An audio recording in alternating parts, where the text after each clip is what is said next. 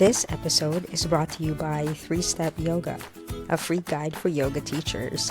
Don't forget to check the description to grab yours. Welcome to another episode of Modern Yoga Talks. Our guest in this episode is Andy Zoltan. Andy, for those who don't know you, please introduce yourself. Hey, my name is Andy. I'm the founder of a company called doyou.com, which is an online yoga and fitness platform, and also a company called Impact, which is an education company. And we help health and wellness coaches build their personal brands and grow their audience and build businesses to become, well, financially free, independent, and basically make money doing what they love. Thank you for that.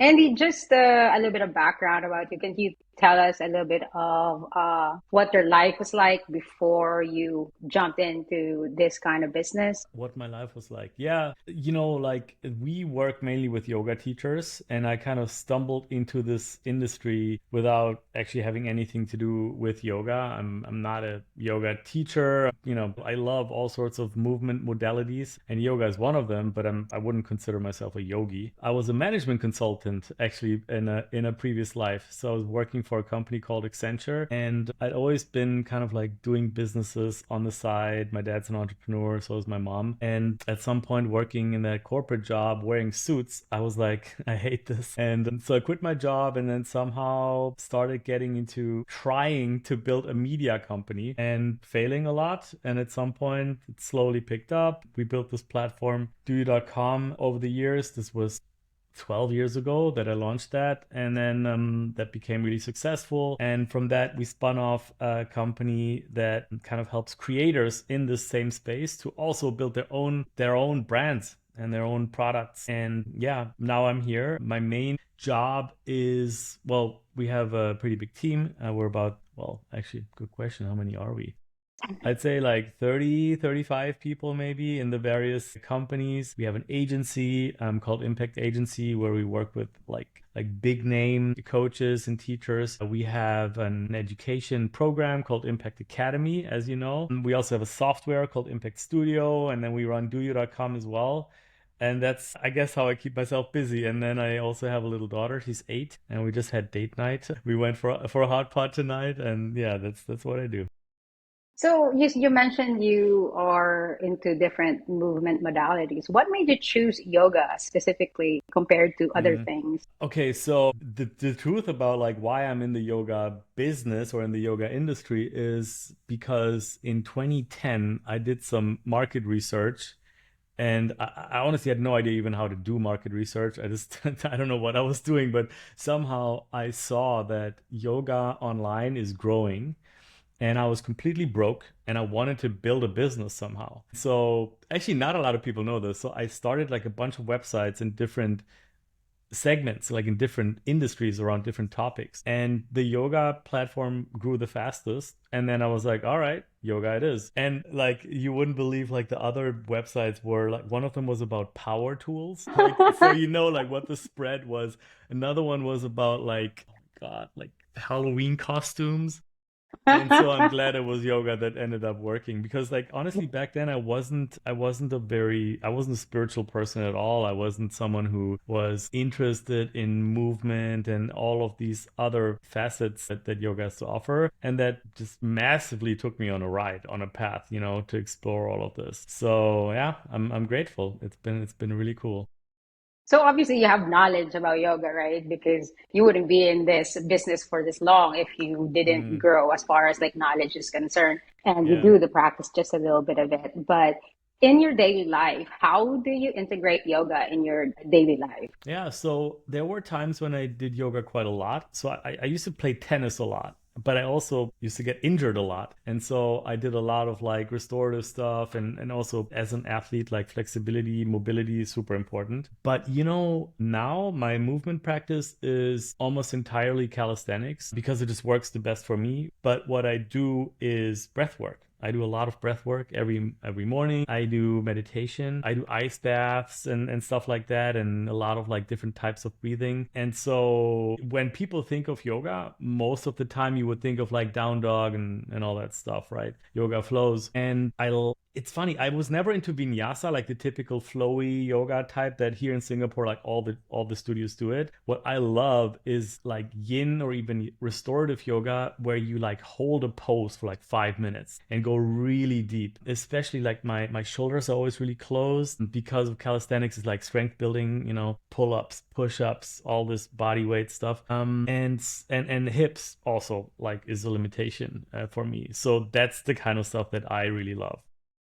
That's awesome because you're right. Like a lot of people, when they think about yoga practice, it only involves down dog and all the movement. But Mm, there's so much about yoga that people don't understand, or at least don't grasp. So like with you, because you already have calisthenic as primary modality that you choose, you mm, incorporate yoga into it in a way that complements that. That's perfect. Like, I mean, the holding the poses and long holds is that's what you need.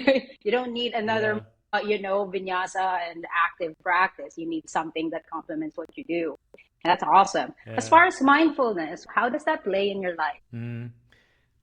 I just want to add, like, first of all, I love that I'm being asked these questions because I never talk about it. Like, no one knows about like my own practice, and there's this whole journey of like, oh my God, like, now that I think about it, it's quite interesting how everybody has their own relationship with the practices that they do. In terms of mindfulness, so there was a time when I was playing tennis intensively, like 6 times a week, 2 3 hours per day, like super super hardcore. And I at that point I had dabbled with meditation a little bit, so I'd done like like Headspace, one of those apps, but I never really got into it because I just couldn't do it, Shut it like off. so Yep. many of us. Exactly, right? Shut it off, couldn't shut it off. But at on the tennis court, I'm like, this like really always ambitious, I want to like do all these things and get really good at everything. And I had problems with my endurance. And I was like, what the hell? Like, I can't figure this out. Like, why am I struggling on the court? And so at some point, I listened to an interview with Novak Djokovic, who's like one of the best tennis players ever, basically. And he did an interview with Wim Hof. Do you know Wim Hof? Yeah, I done his Yeah. training a little bit. Yeah. Great, yeah. So Wim Hof, the Iceman, he does like ice baths, which I'm also obsessed with now. But he also has a specific breathing technique. He does like breath retention. So he does like very heavy breathing, almost hyperventilating, in out 40 times or something, and then breath hold. And I did that during COVID. I did that for a year straight, every morning, and it solved my endurance problems. And this was like the most zen I ever was. It probably also had to do with the fact that COVID, like I wasn't doing anything else. I'm an introvert, so I loved I loved the Me too. lockdowns. Yeah, that's perfect, right? Yeah, so that's how my mindfulness practice kind of started, because like at the end of those I would do 3 rounds, 40 breaths in out, then breath hold. By the end I could hold my breath for like 4 minutes, insane. And then in the end I would do meditation. I would just like third eye chakra, pineal gland, like I would focus on this point and just like meditate. And that's how I was like, oh shit, like the first time I was able to actually meditate, and it had amazing effects. Like it worked so well. And now I just got back into meditation. I work a lot. I love my work, so I always have a lot of shit going on. And so I needed to kind of find a way to get back into it. So what I bought recently is, because one of my coaches, amazing person, Viv Khan, Mindful Intimacy on Instagram, she told me about mala beads and mantra meditation. So I got these beads, and now what I do is in the morning I wake up at 6:45, and my daughter, she wakes up at around 7, so I have 15 minutes, and I just do like one beat breath in, one beat breath out.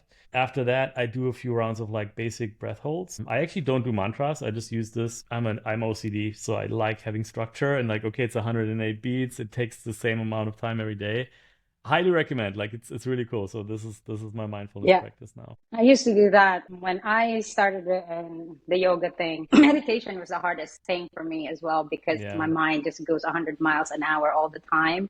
And because I have my controlling issues, when I was in my teacher training, when the teacher, you feel yourself getting pulled in, and I would like stop myself, like literally stop myself, like stay in control. You got this. Yeah. You don't fall into it. So that's what, and the beads Yeah. always help. You don't really need like a Sanskrit mantra to be able to meditate. And what you do, I did that as well. And I would get up at 4 and do my hour Wow. meditation and then did my whole bit. So that's What how time? So you did 1 hour and and yeah. then how many rounds would that be? Oh, I don't know. It's a thing. Like if I let my OCD and my ADHD Yeah. control that, I'd lose it. So I kind of, it's Ah, the point of letting go is like, there's power in that.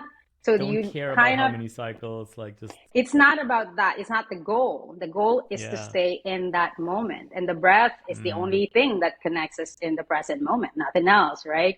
So that is that relationship with the bead. Sometimes I'd walk at the beach and I'll just finish that 108 and I walk back. It's the same thing. And then, yeah. if anything, what I notice most is like, what is the difference between my inhalation and my exhalation? Because a lot of people inhale longer and then they Mm, dump the exhale. It's like always a sigh.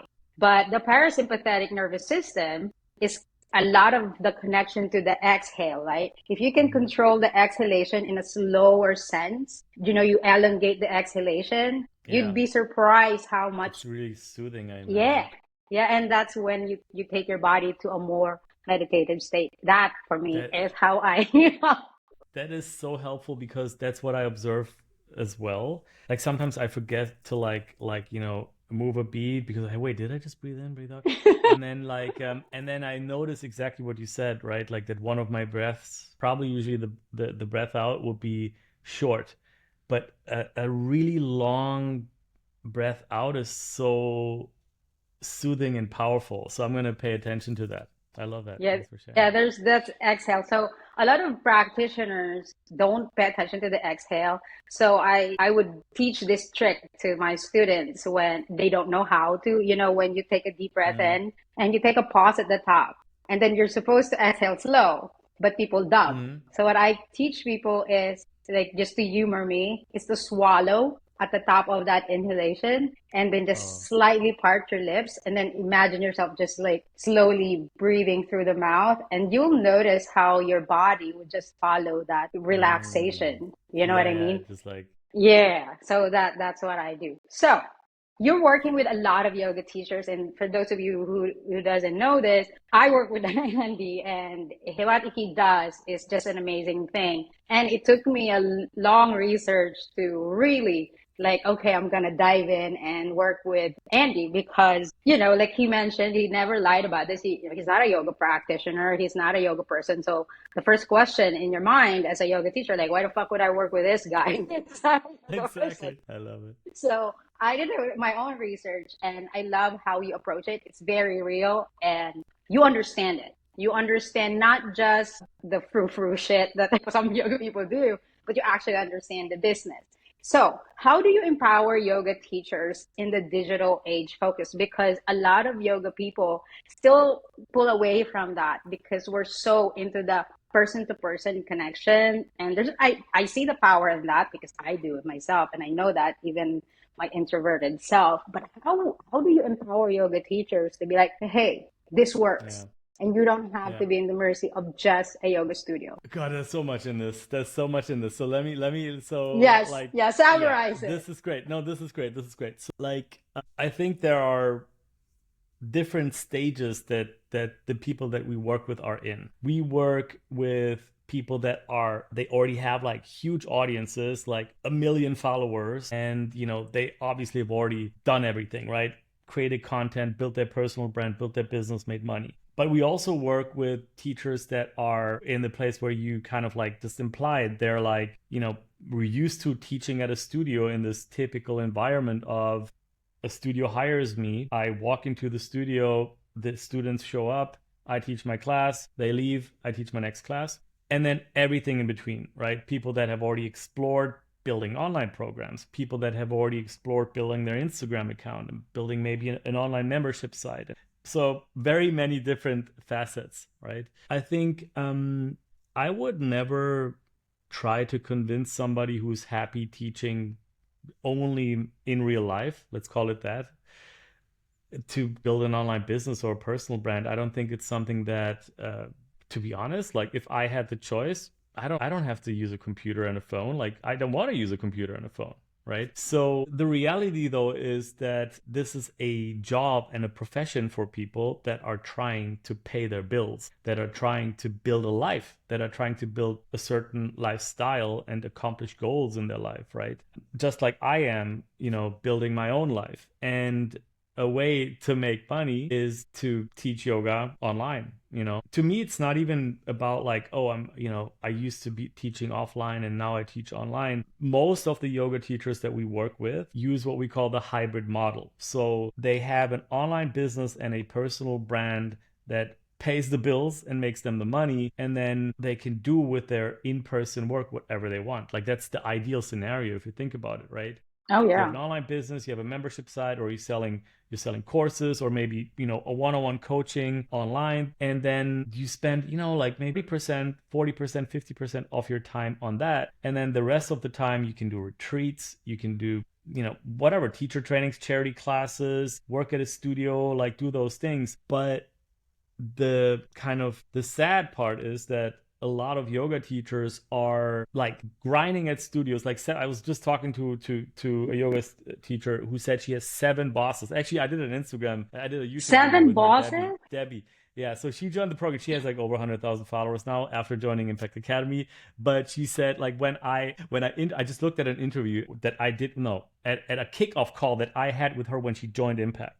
And I just looked at that video and we did an edit for my YouTube channel, blah, blah, blah, whatever. Anyway, I looked at that video. This was like last year. And she said, I have 7 bosses, and I'm going between studios and it's, it sucks. And then at the same time, she's also trying to build an online thing as well. But spreading herself super thin and just not knowing what to do. So I think the strongest kind of like argument that I can make or case that I can make for a yoga teacher is that building a personal brand, and it doesn't matter whether you decide to sell online courses or online mentorships or retreats or whatever, building a personal brand through Instagram, YouTube, and so on is going to give you leverage. It's going to give you fuel to build something that relieves stress and tension and pressure and scarcity in your life, so that you can take control and you can then do what you want. Because whether you want it or not, in this world, if you want to survive and pay the bills and have a roof over your head, you need money. And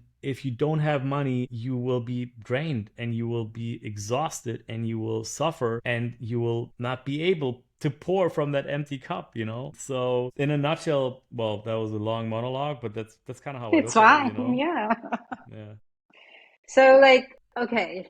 So this is um the debate for many years now about yoga, right? Because when you see yoga, it's such a giving practice, if you will. And for those teachers that feel icky about charging yoga, there's this argument like, oh, yoga is for everybody. Yoga is supposed to be free. Why are we doing this and that? What would you tell that person or teacher that has that mindset still in this new age? Want more yoga students without changing your sequence or paying for ads?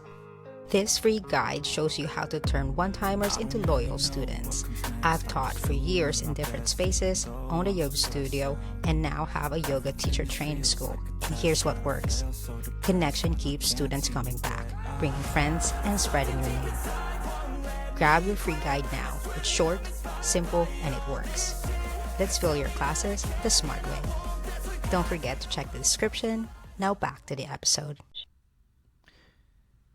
I think if you are able to teach yoga and actually help people with your teaching without charging, then you should do it. If you're able to, if I was able to give everything that we do for free and live the life that I want to live, then I would do it. Like, why would I charge otherwise, right? But the reality is that what I was just describing, that, people are running into all of these struggles and limitations and just the real world. They need help to somehow be able to sustain themselves and build a decent living. It's a really romantic and beautiful image, being able to do anything for free, but time is the most valuable resource in the world. If you give away your time, you have to live with the consequences, right? Absolutely. And I think, look, like the amount of comments that I get every single day on Instagram from people saying stuff like yoga should be free, blah, blah, blah, they are not coming from people that are, in this world with both of their feet on the ground. It is just trolls. It is just people that are going through some kind of struggle themselves and that just want to hate. And I don't think, to be honest, like if you think about it, how does it feel when you are doing work that is not being rewarded with some kind of payment or return? Like, why is it that a surgeon makes hundreds of thousands of dollars or millions, and another person that also helps others transform and probably prevent injury instead of having to fix a sick body after it's already become sick, how come that they're making $20 an hour? Like, it makes no sense, right? You look, like, I'm not a yoga teacher, so I'm not even that deep in this whole thing. I don't care what these people say, because to me, it's a different planet. Like, I can't even, this argument, I don't reply to these comments, because I will have this conversation with somebody that is asking for advice or help, but I will not have this conversation with someone who is just trying to spread some kind of agenda. So that's how I look at it. I just don't feel anything when somebody tells me this. This is a struggle for a lot of yoga teachers because, well, the yoga teachers, when they got into this path, majority of them, because of their own personal journey and personal healing. And a lot of yoga people are very sensitive in those kind of things, right? And when it comes to like people hating on charging, I see it from a place of you're not charging for yoga itself or the practice itself. What you're selling is the set of skills that you have and the knowledge that you have now that you acquired through your own practice, your own experiences, your own hardships, your own financial investment. And that's what you're extending to the people, because they're not wrong. Yoga is free, sure.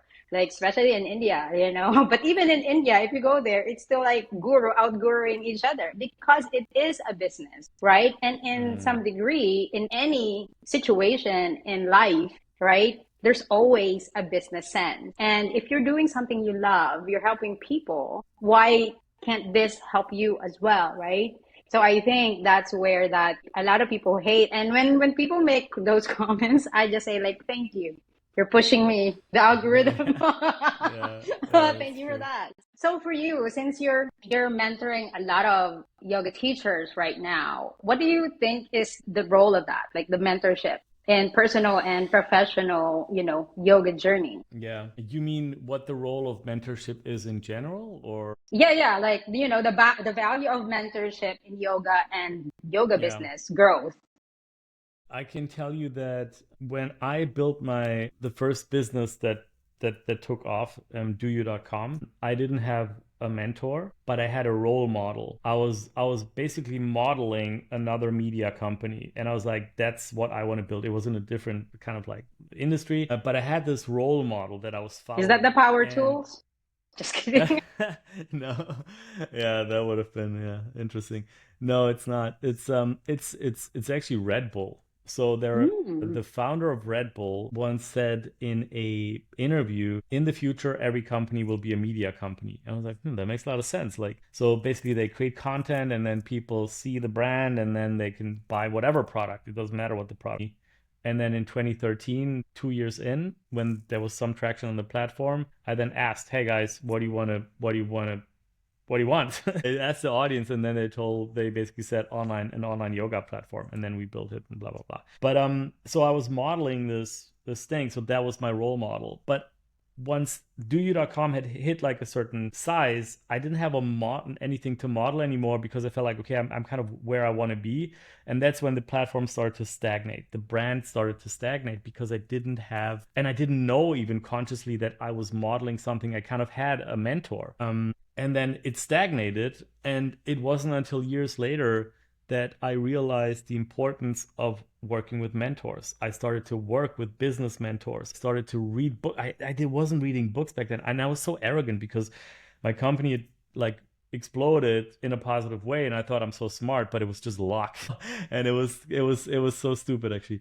So it took me a long time and a lot of like personal hardship, struggle, all of this shit that was also going on in my personal life to realize I need to change something. And then a person much younger than me, a very close business partner of mine, Gabby, who co-founded Impact with me. Okay. He was the guy who inspired me to start working with mentors. Yeah, Gabby, love him to death. He's our CMO, our Chief Marketing Officer at Impact. None of you guys know him because he's responsible for our ads, our entire acquisition and everything. Incredible person. He inspired me to start looking into mentors, and he said, hey, we have to hey, let's work with this guy. I'm like, this guy's $10,000 a month. Like, are you insane? And so we started to pay people to mentor us, and it's incredible. I think right now I have 3 people that I pay, I think 5 figures, like more than $10,000 a month to mentor us and to mentor me. I just mentioned Viv Khan. She's my personal life guide, I guess. We have another coach that we work with. His name is William Brown, who's one of our business coaches. I work with a guy called Dan Bolton, and kind of like business and personal coach. And it's incredible. It's incredible. Like the amount of fast tracking and learning and like skipping suffering and failures that you get from working with mentors is, to me, I can't believe I learned it this late. I learned this in my mid-30s. Like, what the fuck, you know? like so anyone listening, guys, you don't have to pay. You know, there are people on YouTube that you can follow, that you can get inspiration from. There's so many opportunities. And yeah, if you have the funds, find somebody who has, the way that I look at it is, have clarity on what you want to accomplish. That's the first step. The second step is find someone who has accomplished what it is that you want to accomplish, and then just do what they did. And if you can pay them to teach you, even better, because it's easier. Or if they don't coach, or if you can't afford it, then watch their content and learn from them online on YouTube or wherever. Or just, I don't know, look at their business and see what they do and model that. And it makes a world difference. It's huge. Absolutely. Because it's no different from me finding you, really, is because I have like basic understanding of marketing and, business. I used to own a yoga studio, and I'm not doing that again. So I'm like, I've been hearing that a lot. Yeah. So now I'm just, I'm everywhere. So anyways, like finding a mentor, like I think it starts with humility. Once you understand what you lack, there's so much power understanding what you don't have and what you have, and actually look at yourself straightforward and be like, okay, you're not the greatest at this. Maybe you need some help on this part, right? As far as yoga, a lot of yoga teachers, they're great at what they do. They're great at, the person to person interaction. But as far as the business, even just the technical part of it is so hard, and especially creating structure. And that what made me seek out mentorship. And that's how I found you, because, I had to sit with myself and be like, okay, you fucking lack structure. You're ADHD as fuck. So we need some help with this. So that's how I really look for a mentor. And I think what you said is very important, like having that clarity. Because for me, it's always been like a rule in life where every day we're making choices, right? That initial choice that you have, everything that you will make your decision wise after that will be because of this. So if you already have that clarity, then it's easy to make decisions after that. And you're right, like mentorship is out there. It's free. YouTube is there, and you can get it anywhere, right? At this point, this new age. So for yoga teachers specifically who would come to you and say, well, I don't really have much followers. I only why would I do that? And there's so many out there. I can't be Adrienne. I can't be this person. Like, why would anyone want to work with me? And that mindset of, I want to teach everybody. What advice would you give to someone like that? Yeah. This is one of the big things, right? This mindset of wanting to teach everybody and wanting to help everybody, and also having so many different interests. Like, we work with a lot of yoga teachers that are, they have 4 different yoga certifications, and they're also a Pilates teacher and a traditional Chinese medicine expert and all of these different things. They're like, I want to do everything. Well, I think the biggest misconception is that people think that they need a huge audience in order to build a business. You don't have to be Adrian Mitchell or Kino McGregor or I don't know who. I mean, there's so many big name yoga teachers now. These are all OG actually that I just mentioned. You're right. Others that I can't even keep track. I don't know. You don't have to have hundreds of thousands of followers. Charlie follows, for example, right? You don't have I to love be her. Yeah. like her. Yes, she's amazing. Impact member, just saying. So you don't have to have a huge audience like that in order to make a living with an online yoga business. That's the first thing, right? The second thing is a big misconception is that people think they have to do what these people do, what the big name teachers do in order to succeed. Like, for example, post online like yoga classes on YouTube, which is the biggest, which is, let's say, no, it's not the biggest mistake. It's the hardest way to try to build a business. Literally on my podcast, I mean, I spoke to Charlie so many times because she's part of our program and also an agency client now. And I know her business well. It took her 4 years for her YouTube channel to pick up. Like, you know how many hundreds of videos you have to shoot for that? Are easier and faster ways to build a livable income. And so the very first thing is that you need to realize that the question I get all the time is, well, how, like you said, right? Why me? Like, why would anyone follow me? Like, how do I stand out when there's a billion yoga teachers out there? Well, you stand out by having more clarity on what it is that you actually bring to the table. 4 questions that you need to ask yourself. Who do I help? What do I help them with? Why do I help them? And how do I help them? So if you have clarity on this, I call this like a mission statement, right? Who do I help? Let's say I help women in menopause, right? Because I'm a woman in menopause. Obviously, fictional example, right? What do I help them with? I help them like feeling like a connection with their body again and be themselves. Why do I help them? Because I hate this stigma of age and gender bias and people saying that menopause is the end of their femininity in their life or whatever. How do I help them? Through yoga, breathwork, mindfulness, and nutrition advice, right? So take these together and suddenly you have a super powerful positioning statement that represents you. Not only do you know who you help, not only do you know what problem you solve for them, but you also know why you do it, giving it like a layer of like, I want to be part of that, right? It's a movement. I'm against ageism, I'm against gender bias. I'm against people judging, women in their menopause. And how? I'm a yoga teacher, and most yoga teachers don't have this clarity. And as long as you do not have this clarity, there is very little chance that you can stand out. And by the way, this isn't just about the online world. There is no difference between the online and the offline world. What is the first thing that people do when they meet you? And, and they ask for your Instagram, right? They check out your Instagram, like what's she about? They see your podcast, they see the content you post. If it's all over the place, they're like, okay, she's just another yoga teacher. But let's say they bump into one of our members. I'm just going to talk about Ondine, right? She's the exact mission that I described. That's what she does, right? Anyone who's not a woman in their menopause is just going to keep walking and like, okay, whatever, right? Nice to meet you, bye. But any women who's going through this phase right now will be like, interesting, let me follow. Oh, I like what she's talking about. Oh yeah, I also, hate this, being judged for blah, blah, blah, blah, blah, And you know what? I am into this whole like mindfulness thing and movement. Suddenly she has a new hardcore fan, right? What a world difference. One teacher is all over the place and talks about like a million different things. Another teacher has focused and just has massive gravity for a specific audience. Sorry, I'm going to say one last thing just to No, go for it. Go for it. Right. So you don't need everybody, and I'm not talking about you. I'm just like, guys, out there, right? Like, you don't need everyone to like you. You don't need everyone to follow you. You don't want everyone to follow you.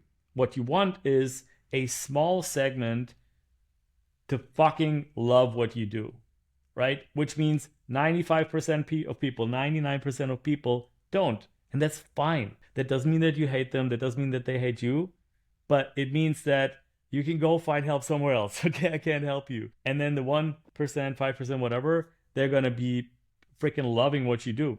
Because Adrian doesn't talk about this stuff. Charlie doesn't talk about this stuff. Kino doesn't talk about this stuff, but you do. That's awesome. I actually had the privilege to interview Charlie as well. And we had this conversation because she went from like 18 classes a week. And then I was like, damn, you're a superhero. And then now she's, she has a good following on YouTube. And then we were talking about, the negativity, the comments, and all these things, right? And that desire to be liked by everybody. And we were sharing this with each other, and I was like, not even your fucking whole family likes you 100% of the time. Why are There you we go. expecting that from strangers? Like, dude, that doesn't make sense at all. So that to me is like the biggest hurdle for yoga teachers. So it's important to hear that from someone who really tapped into this business. So if they need a mentor, Andy really does know what he's talking about. If anyone there listening that's Well, thinking there's about, one thing I know, it's the struggles of yoga teachers, like literally hundreds of yoga teachers we work with. But yeah. But yeah, let me just so say about Charlie, sorry to cut in, but I just want to like Charlie is I want to bring one point home because I think it's worth noting. The reason why Charlie is so successful, so just for context, Charlie is a YouTuber and she has I think by now I can't even keep track 700,000 800,000 followers. yeah, I think when around that, yeah. yeah, I mean, last year she was at like maybe 400K, big on Instagram as well. The reason why she's so successful is because she looks at her online presence as a business. She looks at it as a profession, or let's say a profession. Business is probably she cares deeply about her community, deeply. But when it comes to content creation, when it comes to handling hate comments, when it comes to building a product, she is extremely focused and she treats it as a profession. She worked with Impact. She worked with me in one-on-one coaching. She invested a lot of money in it because she knew she has, like you said, certain things that she's lacking and that she needs to acquire, right? So she's like, okay, this dude knows what he's talking about. He's worked with all these people. Okay, I'm going to pay him to teach me this, right? And so I did. And I think a lot of yoga teachers can get inspiration from that because she's Absolutely. able to compartmentalize and be like, all right, she literally told me, I think I can do this maybe for 10 more years. And I want to make sure that I have my future taken care of. So I want to be smart about how I built this so that I can live off of this, right? And if you do that, you also can probably, of course, it still hurts to get hate comments. Of course, it's still a struggle, right? But then when you have this vision and this professionalism behind it, it helps you detach a little bit from it, I think. Absolutely. And I want to rewind just for a moment here. You mentioned about when you had Do You and how your arrogance was, and that whole bit. Arrogance is, it's a little brother of ego, right? So Yeah. my question to you is, what is your relationship with your ego now? Mhm.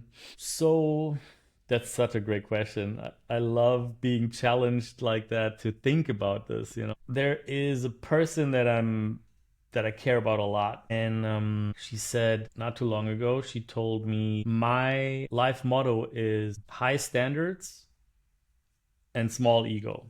And I love that because it kind of like represents that you hold yourself accountable to principles and standards and morals that are important to you, but at the same time you don't make any of it based on ego, right? And when she told me this, I was like, fuck.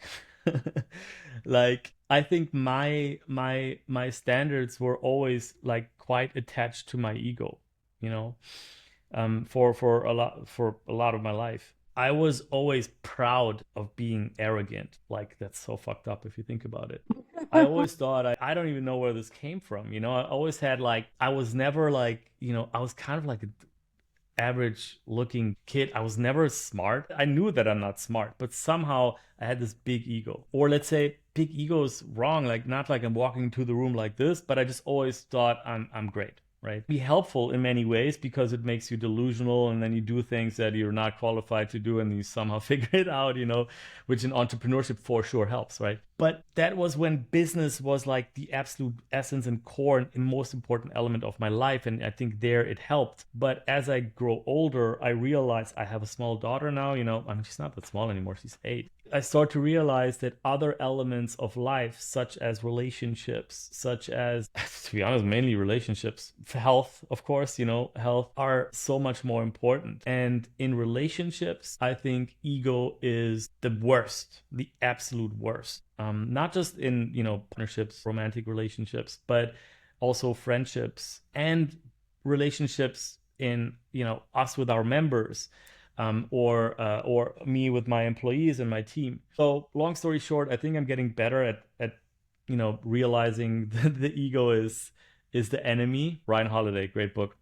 Ego is the enemy. But yeah, it's still always such a struggle, right? It's such a I think it'll continue forever. But I have awareness of it. I am getting better, but for sure my ego gets in the way when people criticize me and or my work. But yeah, I think it's That's like saying that I don't have an ego would be completely wrong. Like it's I just don't not the think case at it all. exists. Yeah, I say this yeah. in the beginning of every class that I teach or have taught is that like ego is always present. There's really no escaping that. The more Mm, you build awareness of it, the more you create room for your ego, then the more you can catch it when it appears, right? yeah, And then you can be like, okay, is this really me coming from like a grounded place, or this is just my overinflated ego wanting to rule the whole situation? And then what's more important, like you said about relationship, your ego always wants to take control, right? Like, no, I'm right. You know, that mm, a really strong connection with being right? Because you want to prove somebody being wrong. And then if mm, it's in a relationship with your daughter, your partner, your romantic partner, your friendship, is your ego more important than those relationships? That's the yeah, question that you need to answer, right? And then you get to yeah. choose. Okay, I don't need to be right. I just need this to be in a grounded But place. but And this then, so I so what I 100% agree. I think that like a friend of mine once said also, this kind of like blew me away. He said everything we do is to validate ourselves. absolutely. So even when we get to this next level where I'm just going to say, you and I have maybe accomplished like a deeper level of, okay, we're not going to try to always be right in a conversation, but then you go deeper where like you don't even realize, where it's not that obvious, that it's the ego, right? And then it gets really complicated. It's like, wait, is this Yeah. ego? Shit. Am I trying to validate myself? I don't know. Yo, no, and the worst kind of ego appearance, if you will, are the subtle ones. Yep. You know, like people who are like, oh, I'm not really like good at that. You know what I mean? Like there's that Mm, the passive to it, but still ego. But you don't yep, realize it. You exactly. don't catch it because we associate ego with being this aggressive and being like, I'm right, you're wrong type situation. But Exactly. ego appears in so many different ways. But when you're not aware of it, you have zero clue if it is or it isn't, Yeah, right? it's So like I was reading this book recently called Never Enough, and it's about this billionaire guy, and he says it quite well. He's like, that there can be billionaires that are, wearing a cheap watch and like driving a shitty car and da da da, and you think like, wow, what an amazing person. Like, he's not materialistic at all. They are not materialistic at all. But that's could be an ego move too. Like, I'm doing that because I'm sending message. I'm loaded as fuck, and I'm driving a shitty car. How amazing am I? You know what I mean? So it's so funny how, yeah, there are yeah, all these layers. it really is your intention, really, like where is it coming from, right? Mm, But you know, at the end of the day, ego will always be part of each and every human being, right? It's a helpful tool if you let it, and just yeah. keeping it in check and creating room for it to exist and not. I think the term like ego is the enemy in a sense is like there's that negative sense to it. It's like now Mm, you're pushing it away, and it's the same concept. mm, The brain doesn't know what yeah. negative is, right? If I tell you like the very basic analogy, if I tell you not to think about a white elephant, guess what? Your brain will be like, Yeah. fuck, that's a white elephant. So, Yeah. so that's the kind of thing. So, but if you think about it, like it's there, I accept it, there's no Yeah. escaping it, but I'm aware of it. So hopefully in next interactions that I have moving forward, I get to touch it when it shows up. And it's ever Yeah. evolving. So there's really Yeah. no knowing. There's I 100% agree. So right. There's this so have you heard of Stoicism, the philosophy of Yeah. Stoicism? So I'm like a big fan of it. And the idea of Stoicism is basically to entirely let go of your ego and not, basically engage with any of this. So I even have a tattoo of this is the creator of Stoicism his name is Zeno Sitium. And so he was like, he would try to entirely detach from having any kind of like need to get validated by basically wearing clothes, looking like a homeless person, and just living on the street. So basically his conclusion was to become a homeless person, and people are like, bro, like what are you doing, you know? And that's like the extreme case of what you were just saying, like, you know, there's a balance, right?